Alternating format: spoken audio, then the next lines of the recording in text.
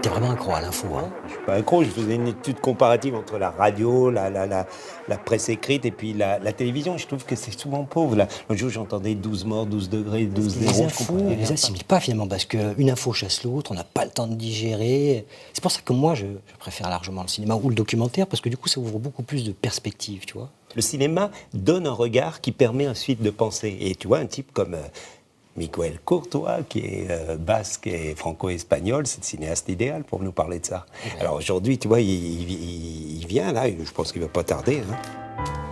Moi, je trouve qu'effectivement, le sujet de fiction est très subjectif, contrairement aux actualités de télévision qui sont objectives et qui ne nous racontent pas, c'est ce qu'on était en train de se raconter. Et qu'est-ce que vous en pensez de ça, par rapport à vous qui avez fait les deux? Je pense que la fiction se nourrit du fait divers réel, enfin, ou de l'actualité, et puis, mais c'est vrai qu'elle elle fonctionne autrement.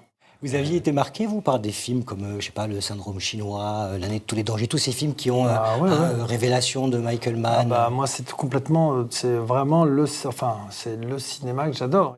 Quand le cinéma vous fait sortir de la salle, où vous êtes plus informé, vous vous sentez meilleur citoyen, vous dites que il a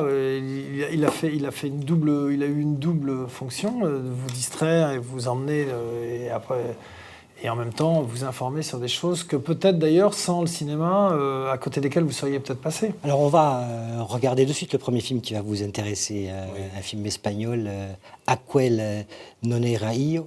C'est un film d'Esteban Crespo. Alors, Esteban Crespo, c'est un cinéaste qui avait déjà obtenu un Goya. Les Goya, Charles, c'est l'équivalent des Césars. Mais en mieux, on va dire, un film. On en reparle tout de suite après. Oui, prise d'otage, etc. On est en plein dans l'actualité, vue de la fiction. À tout de suite.